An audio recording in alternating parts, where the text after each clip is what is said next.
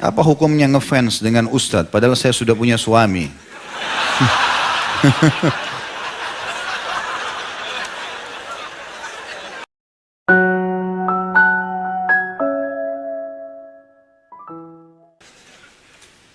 Masa lalu saya kelam, ahli maksiat, tidak pernah sholat, dan hobi dugem. Saya juga mantan pekerja bank. Ingin saya tanyakan, apakah saya harus taubat nasuha atau taubat biasa saja? Tidak ada taubat biasa. Harus nasuha. Bagaimana caranya taubat biasa ini? Apalagi antum Masya Allah tidak sholat, hobi dugem ini segala macam. Ya. Nasuha artinya serius. Ya. Betul-betul meninggalkan, sudah kita jelaskan tadi. Jadi harus taubat nasuha. Yang kedua, apakah harus sholat taubat dan mandi taubat? Kalau mandi saya tidak tahu. Ya. Yang saya tahu ada sholat iya. Tapi taubat nasuha syarat tadi sudah disebutkan Syekh Utsaimin rahimahullah 5 hal. Tidak masuk dalamnya sholat. Tapi memang ada hadis yang menjelaskan tidak ada seorang muslim yang berbuat dosa, dosa kecil atau besar, kemudian dia berwudu yang sempurna lalu dia sholat 2 rakaat kemudian dia istighfar, kecuali Allah akan ampuni dosanya. Kalau dia ingin sempurnakan dengan itu nggak ada masalah. Tapi tanpa sholat tobat pun insya Allah diterima, asal dia penuhi syarat-syarat tadi. Apakah tobat saya diterima mengingat dosa saya sangat banyak? Saya takut sekali Ustaz. Ya, diterima. Tadi sudah kita bacakan dalilnya. Semua dalilnya jelas tadi, ayat-ayat Al-Quran. Terutama tadi surah Az-Zumar, ya, ayat 53 tadi ya, surah nomor 39. Itu jelas sekali. Orang yang melampaui batas, katakan pada hamba yang melampaui batas, maka jangan mereka putus asa dari rahmat Allah. Allah mengampuni semua dosa-dosa. Allah Maha Pengampun dan Maha Pengasih. Tapi yang nasuha itu teman-teman, kalau dia sudah taubat, dia nggak mau kembali lagi memang. Udah nggak akan mau kembali. Terus dia berusaha mempertahankan istiqomahnya. Dan teman-teman harus tahu ya, kalau ada yang mengatakan Ustaz setelah taubat kok kayak susah hidup saya. Itu prosesinya. Proses. Antum sekarang bermaksiat kepada Allah 20 tahun. Lalu kemudian antum taubat. Sehari terus tiba-tiba jadi baik semuanya. Enggak, dibersihkan dosa antum. Ada proses pembersihannya. Antum lalui suka dukanya. Kadang-kadang orang kalau dia ikhlas, Allah kasih dia sebulan, 2 bulan, 1 tahun, kemudian baru menjadi baik keadaannya, wajar, itu proses, nikmati prosesnya, gitu kan? Sama orang lagi berobat, dosisnya, insya Allah setelah dosis obatnya habis dia akan sembuh gitu ya. Seperti para sahabat ketika memuliakan Rasulullah SAW adalah menciumnya.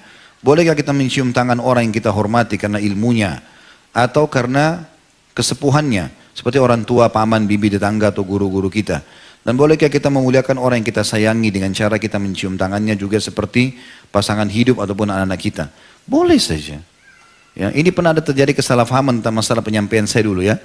Saya dulu pernah hadapi teman-teman, ada orang tua di masjid, itu kemudian sudah mungkin posisi seperti orang tua saya, seperti ayah saya. Tiba-tiba mau cium tangan. Saya bilang, kalau saya jangan dicium tangannya Pak. Makanya di penyampaian saya di YouTube itu pernah saya bilang, kalau saya jangan dicium. Ya. Saya tidak merasa saya berhak untuk itu. Tetapi kalau saya kepada ayah saya, ya, atau kita istri mungkin pada suaminya, atau mungkin orang tua bercanda sama anaknya, anaknya masih kecil, itu nggak ada larangan masalah. Atau gurunya mungkin ya, kalau memang dianggap itu sesuatu yang layak, insya Allah tidak ada masalah. Allahu a'lam. Tolong doakan kami Ustaz, agar kami setiap mengikuti kajian Pak Ustaz dapat ilmu dan akhlak yang baik, agar kami bisa mengajak saudara kami yang belum mengenal sunnah. Insya Allah, mudah-mudahan. Allahumma amin. Yang penting kita ikhlaskan niat ikhwan dan akhwat sekalian ya. Dan setiap datang dalam majelis ilmu tidak usah lihat siapa yang menyampaikan, tapi apa yang disampaikan. Tidak usah pilih orang yang antum belajar, tapi apa yang sedang disampaikan itu ilmu benar, sesuai dengan wahyu, terima, amalkan. Itu yang penting ya. Di sekolah ana sholat asar dimundurkan menjadi pukul 15 lewat 15 ya, 3 lewat 15 kurang lebih. Baru melakukan sholat asar berjamaah karena masih ada jam pelajaran di kelas. Bagaimana hukum menunda sholat karena masih ada pelajaran di kelas Ustaz? Dan di sekolah ana masih ada pelajaran tentang musik dan menggambar makhluk hidup. Bagaimana seharusnya sikap saya Ustaz? Ana masih sekolah 3 SMP. Doakan ana Ustaz agar bisa istiqamah di manhaj salaf hingga akhir hayat. Dan ana mendapatkan hidayah sunnah yang mulia ini dari video antum di YouTube. Semoga semua yang ada di majelis ini dipertemukan kembali dalam surga firdausnya. Dan semoga antum sekeluarga selalu dijaga oleh Allah SWT. Sama-sama insya Allah. Kalau masalah menunda ini masih ada pelajaran dan insya Allah masih di waktu-waktu seperti ini menurut para ulama yang pernah saya pelajari itu tidak ada masalah. Kami juga dulu waktu masih di Madinah itu di kampus kami kalau misalnya meja ini dianggap kampus kami itu ada masjid utama, masjid jami'nya kampus itu menampung mahasiswa umumnya. Tapi di dalam ada 5 fakultas agama, ada Al-Quran, ada hadis, ada dakwah, ada syariah, ada sastra Arab. Di setiap fakultas itu ada juga masjid-masjid. Ya. Nah biasanya kami di pelajaran terakhir itu memang pas pelajaran, itu pas azan duhur, menjelang azan duhur sekitar 15 menit baru masuk pelajaran. Setelah itu dosennya lanjut. Dan kita sholat berjamaah juga di fakultas kita. Ya, sebagian ulama masih membolehkan, masih dianggap itu di awal-awal waktu karena kita ada masjid sendiri dan kita menundanya karena ada masalah majelis ilmu. Dan bukan menundanya misalnya sampai menjelang waktu mau habis, bukan begitu. Tapi dalam waktu dekat, ya, waktu dekat. Baik masalah sikap pelajaran di sekolah, kalau ada masalah musik segala macam, ya berusaha coba untuk memberikan penjelasan, ya, atau mungkin minta sama orang tua bisa pindah ke sekolah lain, mungkin lah ya. Ya, bagi teman-teman, bagi kita yang sudah berpegang pada dalil yang tidak bolehnya musik, maka semestinya meninggalkan. Tidak mungkin kita membiarkan diri kita di situ kan. Tapi kalau misalnya pun tidak ada di kota itu cuma kita sendiri, cuma sekolah itu tidak bisa dan seterusnya, maka kita coba hindari atau kita ngikutinya dengan kurh, tidak menginginkan masalah itu. Ya, dan kita tidak jadikan sebagai sebuah pegangan. Tentu lebih baik kalau kita menghindarinya. Allahu a'lam. Masalah ikuti pengajian ini, alhamdulillah, ini saya bersyukur kepada Allah SWT kalau memang betul akh ini masih SMP, bisa dapat hidayah ya, melalui video, alhamdulillah. Ini jazakallah khair, ini berita baik buat kami tentunya. Karena memang harapan kami di YouTube untuk itu, ya, bagaimana supaya bisa sampai ajaran agama ini kepada kaum muslimin. Abu Sufyan sebagaimana dikisahkan bahwa ia adalah seorang penyair dengan tulisan-tulisannya. Bagaimana pandangan Ustaz mengenai penyair-penyair yang mana sampai hari ini masih banyak penyair-penyair tersebut? Dan bagaimana pandangan Islam mengenai penyair? Tadi sudah kita jelaskan ini. Iya kan? Salah satu daripada pelajaran adalah bolehnya syair dalam Islam selama syair itu tidak berbau kemaksiatan kepada Allah SWT. Dan saya sudah kasih contoh tadi kalau ingat tentang masalah syair yang dilantunkan oleh para sahabat di lokasi Khandaq, ya, di perang Khandaq. Apakah kita boleh menjamin diri kita atau yakin kita adalah orang beriman dan mati dalam keadaan beriman jika kita bersungguh-sungguh dalam menjaga keimanan sebagaimana keyakinan Abu Sufyan? Dan apa bedanya dengan mentazkiyah diri? Boleh tentunya. Tazkiyah diri itu beda. Tazkiyah diri itu kayak memuji-muji diri, ya. Itu beda. Tapi kalau kita yakinkan dalam diri kita memang saya adalah orang beriman kepada Allah sekarang, saya sudah tahu ini pelajaran yang benar, ini wahyu, lalu saya istiqomahkan, saya motivasi diri saya untuk itu gak ada masalah. Bagus malah gitu kan. Sebagaimana para sahabat memotivasi diri mereka, kalau mereka dalam manhaj yang benar, dalam metode yang benar, ya, pola hidup yang benar, lalu mereka mempertahankan ajaran Nabi SAW sampai meninggal. Jadi beda, kalau tazkiyah diri itu memuji diri, itu dilarang dalam Islam. Gitu kan. Kamu sudah berapa lama di majelis ini? Saya sudah 3 tahun lalu. Enggak ada angin, enggak ada apa. Mau 3 tahun, mau 5 tahun, enggak ada urusannya. Jadi kan enggak usah dipuji diri di situ. Ya. Mau bertanya soal ajal yang Ustaz tadi bilang. Ajal tidak bisa dipercepat atau lambat. Waktunya sudah ditentukan. Pasti. Bagaimana dengan hadis yang mengatakan sedekah memperpanjang umur? Ini sudah dijelaskan oleh Ibnu Taimiyah rahimahullah. Beliau menjelaskan hadis yang semua berhubungan dengan berpanjang umur seperti silaturahim, memperpanjang umur gitu kan, sedekah memperpanjang umur. Ini beliau mengatakan yang diperpanjang bukan jumlahnya tapi berkahnya. Jadi kalau misalnya ada orang 70 tahun si A selalu silaturahim dan sedekah misalnya. Sementara si B 70 tahun juga tidak melakukan itu. Maka kita temukan si A ini berkah. Dalam 70 tahun sudah bangun masjid, sudah punya rumah anak yatim, banyak kegiatan baik yang dia sudah lakukan. Allah berkahi perpanjangan umur dalam ibadah gitu loh.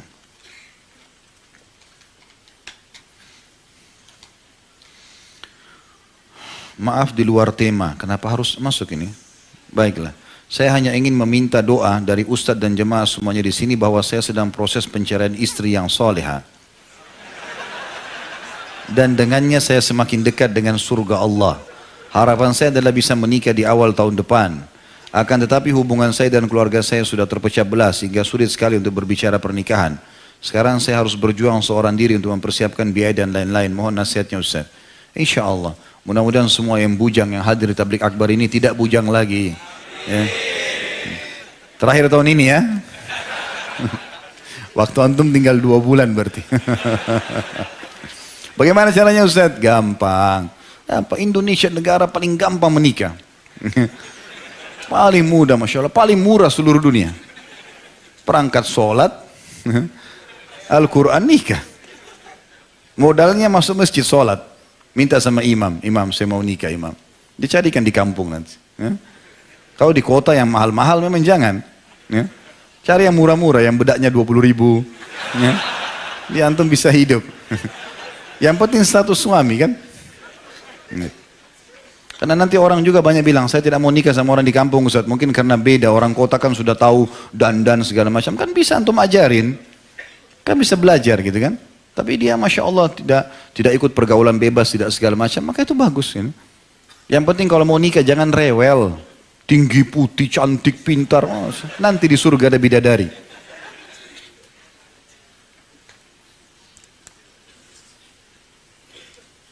Apa hukumnya ngefans dengan ustadz padahal saya sudah punya suami?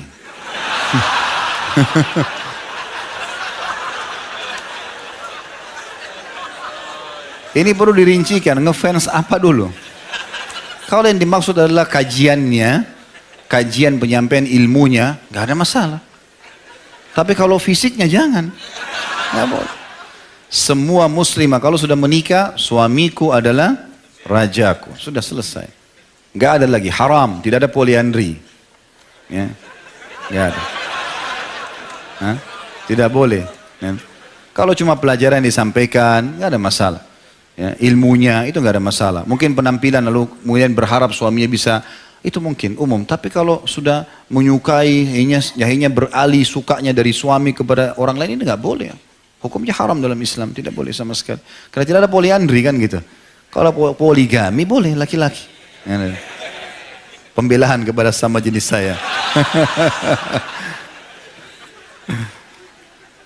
Bagaimana cara mendakwai keluarga sendiri dan menjelaskan ke orang tua kalau kita pergi mengaji pakai kerudung panjang sedang mendekatkan diri kepada Allah karena ibu saya sedang bilang kerudungnya kepanjangan jadi terlihat besar. Itu sudah sering kita bahasakan ini. Ya, caranya sederhana. Setelah ikut pengajian ikhwah dan akhwat sekalian, antum harus menjadi orang lebih baik dari sebelumnya. Gitu kan? Kalau sudah ikut pengajian teman-teman sekalian, ada orang tua lebih bakti, lebih santun, lebih ramah, lebih royal, lebih semuanya. Karena memang kita tahu itu ibadah. Harusnya begitu. Jangan orang tua kita nonton TV 30 tahun sinetron, antum baru ikut taklim seminggu, haram nih kayaknya. Lewat depan TV, matiin, bu, neraka. Nah ini masalah. Gimana caranya 30 tahun diubah dengan langsung begitu? Kau ikut aliran apa nih, nak berhenti? Nggak boleh. Harusnya lebih santun dan harus ada skala prioritas. Mana skala prioritasnya? Mungkin orang tua kita nonton TV dengan tidak sholat. Nah tidak sholatnya dulu ini yang diperbaikin. Pelan-pelan. Karena kalau keimanan sudah masuk dalam hati, dia akan mengubah semuanya. Gitu kan? Tidak bisa orang spontanitas teman-teman sekalian. Apalagi dasarnya kalau orang tidak ikut pengajian. Gitu. Banyak di antara ikhwah begitu. Akhirnya setelah mendengar, bagaimana caranya Ustaz? Ya coba dengarkan ceramah. Bukan harus ceramah siapa saja. Di antara para asatidzah yang mulia banyak Masya Allah yang berilmu. Maka dengarkan mereka dan coba kalau memang suka nontonnya. Ada beberapa ikhwah coba itu akhirnya orang tuanya mulai dengar. Sampai akhirnya menjadi penyebab hidayahnya juga. Atau kasih hadiah buku gitu kan. Atau kalau ada orang tua ragu, ini pengajian apa nak? Ayo ibu atau ayah ikut yuk. Lihat pengajian saya biar tahu. Insya Allah hadir sekali 2 kali cukup. Mereka bisa dengarkan kok. Karena orang-orang yang banyak menilai pengajian itu tidak baik. Karena belum dengar. Coba duduk sekali dengar. Ada yang salah berikan masukan kan gitu. Tapi kalau benar kenapa nggak diterima? Allahu a'lam. Itu setahu saya. Dan tentu selain daripada itu dikuatkan dengan berdoa. Mudah-mudahan Allah SWT berikan hidayah. Istri ana suka sekali baca novel. Dan terkadang juga menulis novel. Apakah perkara itu sia-sia?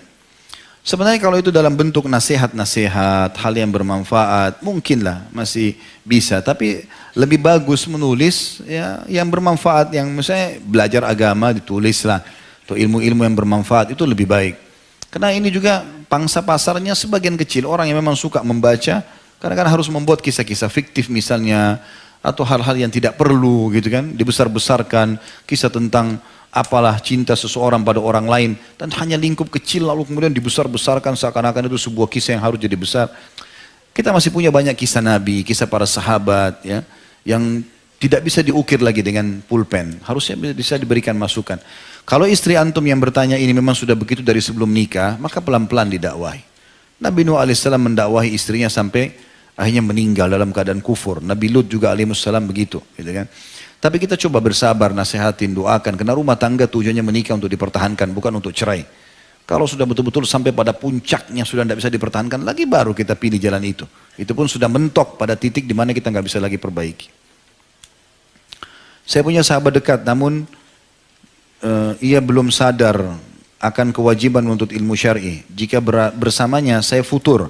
Jika dekat dengan yang sefaham atau menuntut ilmu, saya semangat lagi. Namun ia langsung menjauhi saya. Saya ingin mengajaknya kembali, tapi adakah cara lain Ustaz mendekatinya? Karena jika dekat saya futur. Tidak, kalau memang antum sudah sampai futur, futur itu artinya jauh dari agama. Dengan berteman sama dia begitu, ya sudah jaga jarak saja. Karena Nabi SAW mengatakan, Al-maru ala dini khalili. Seseorang sesuai dengan agama, sahabatnya atau temannya, nggak boleh.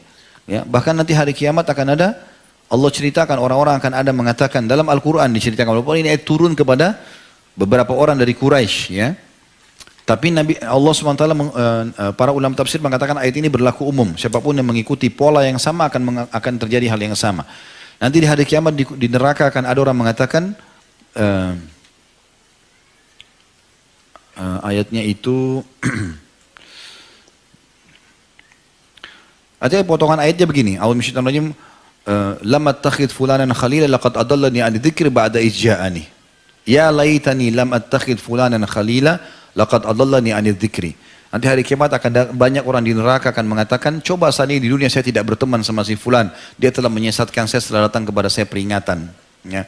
Ini turun kepada seorang dari Quraisy, sahabat Nabi SAW. Jadi Nabi SAW waktu melihat Hamzah masuk Islam, Hamzah masuk Islam ini gara-gara dia tidak sengaja ucapin kalimat. Dia bilang, apakah kau, ditunjuk Abu Jahal, berani mengganggu Muhammad sementara aku di agamanya, padahal dia belum masuk Islam. Akhirnya Hamzah pun berbicara dengan dirinya sendiri. Ya, dia kalau tarik kata-katanya dia malu dengan Quraisy, maka dia minta petunjuk sama Allah, mengatakan, ya Allah kalau agama ponakan Muhammad baik maka mudahkanlah. Maka besoknya dia masuk Islam. Nabi SAW berharap sahabatnya ini juga begitu. Maka Nabi undang dia makan, dia datang ke rumah Nabi SAW. Nabi bilang, dia undang Nabi SAW makan ke rumahnya. Maka waktu Nabi persilakan makan, kata Nabi SAW, saya tidak mau makan kecuali kau sudah masuk Islam. Kalau kau syahadat, saya mau masuk Islam. Saya mau makan. Maka dia pun syahadat karena mengikuti Nabi SAW. Nah rupanya dia juga punya teman lain, orang kafir Quraisy, tokoh Quraisy yang dengar itu. Kenapa kau masuk Islam? Dia bilang, saya cuma tidak enak sama Muhammad, dia tamu saya. Kalau gitu sekarang kau batalkan itu keislamanmu. Dan kalau perlu ludahi mukanya Muhammad, maka dia lakukan. Turunlah ayat ini kepada dia. Ya, bahwasanya dia akan menyesal pada hari kiamat. Nanti dia mengatakan, ya laitani lam attakhid fulanan khalila. Coba seandainya saya tidak jadikan si fulan sebagai teman saya. Laqad adallani ala dzikri ba'da idh ja'ani. Dia telah mendatangkan kepada saya kesesatan setelah datang kepadaku peringatan. Dari syarat-syarat taubat nasuha yang tadi Ustaz sampaikan, tidak terdapat syarat taubat. Tidak terdapat sholat taubat. Apakah memang tidak perlu sholat taubat? Lalu kapankah sholat taubat kita lakukan? Ini sudah saya jelaskan tadi ya. Bagaimana hukumnya bercerita mengenai kejadian di tempat kerja kepada suami atau istri? Misal cerita tentang bos yang kurang tegas. Apakah termasuk ghibah? Karena saya kerap saling bercerita kepada istri mengenai hal yang saya alami selama di kantor. Begitu pula sebaliknya. Saya takut ini ghibah, mohon penjelasannya Ustaz. Bisa masuk dalam bab ghibah. Gitu kan? Bisa masuk dalam ghibah. Lebih baik antum hindari. Kalau ada sesuatu yang kita hadapi di kantor teman-teman sekalian, kita nggak usah ceritakan kepada orang-orang. Kecuali memang dasarnya darurat sekali. Misalnya memang kita harus menceritakan itu karena kalau kita nggak tanyakan malah jadi masalah gitu ya. Artinya nanti kita nggak tahu solusinya dan kita tahu pasangan kita bijak. Maka boleh saja kita mengatakan, tapi tanpa menyebutkan nama. Misalnya kita mengatakan ada orang di kantor itu seperti ini. Ya. Kira-kira menurut kamu seperti apa? Ya. Misal contoh itu mungkin tidak ada masalah. Tapi kalau kita sampai sebutkan nama, kita dengan semangat, kita dengan jengkel, ini malah khawatirnya ya, nanti malah masuk dalam bab ghibah. Jadi hindari saja teman-teman sekalian. Dan saya sudah jelaskan tadi cerita Imam Ahmad rahimahullah untuk menasehatin, walaupun atasan kita, orang lebih senior di kantor, datang nasehatin, bilang baik-baik sama dia. Tapi insya Allah itu dengan cara kita sembunyi, ya kita tidak ya menasihati di depan orang. Karena para ulama mengatakan siapa menasihati orang lain di depan umum maka dia telah membinasakannya. Ya, sebagaimana kita juga tidak boleh puji kebaikan orang di depan orang lain. Ya, pernah ada sahabat sholatnya khusyuk, lalu ada sahabat di depan Nabi, sebelah Nabi SAW mengatakan, ya Rasulullah, saya suka sekali sholatnya orang ini. Kata Nabi SAW, kalau kau dengarkan itu saudaramu, kau akan binasakan dia. Maka kalau kita nasihatin empat mata, nasihatin baik-baik. Kalau sudah kita nasihatin tidak bisa, ya sudah. Dan teman-teman, tidak semuanya juga harus kita ceritakan. Kesian juga kalau antum sebagai suami, semua antum ceritakan kepada istri, kesian, jadi beban, gitu kan. Tidak semuanya juga, karena kalau kita ceritakan semua jadi beban buat dia. Dia sudah ada beban rumah, beban anak-anak. Sebenarnya sebagai laki-laki mestinya kita kalau pulang ke rumah, kita yang memecahkan masalah istri. Emang sudah begitu sebagai pemimpin. Antum punya masalah di luar banyak, oke. Sama istri kita juga pecahkan. Kecuali kalau istri kita betul-betul bijaksana. Nabi SAW tidak semuanya istrinya dilibatkan dalam pertanyaan atau minta diskusi gitu kan. Tapi pernah Nabi SAW melibatkan Ummu Salamah dalam keadaan tertentu. Seperti waktu terjadi kesepakatan Hudaybiyah. Nabi SAW waktu itu suruh sahabat cukur, tapi sahabat masih berharap mau berperang. Maka Nabi SAW masuk di kemah sedih. Ummu Salamah tanya, kenapa ya Rasulullah? Kata Nabi SAW, saya takut adabnya Allah turun. Allah sudah turun cukur, mereka belum mau, mereka masih berharap perang. Kata Ummu Salamah, ya Rasulullah, kenapa anda tidak mulai dulu? Dikasih saran. Maka Nabi SAW mengatakan, bagus kalau gitu. Ya, tapi di sini seperti keadaan untuk mendapatkan solusi saja. Bukan menceritakan keadaan orang-orang dalam bentuk aib misalnya ya. Maka itu lebih baik jangan, apalagi cuma masalah kurang tegas. Mungkin menurut antum, mungkin orangnya memang santun, gitu kan? Allahu a'lam. Baik, itu saja. Semoga apa yang kita bahas hari ini bermanfaat buat kita semua dan dijadikan sebagai tambahan amal kita pada hari kiamat. Kalau ada benar pasti dari Allah, kalau ada salah dari saya mohon dimaafkan. Subhanakallahumma bihamdika, asyhadu an la ilaha illa anta astaghfiruka wa atubu ilaik. Wassalamualaikum warahmatullahi wabarakatuh.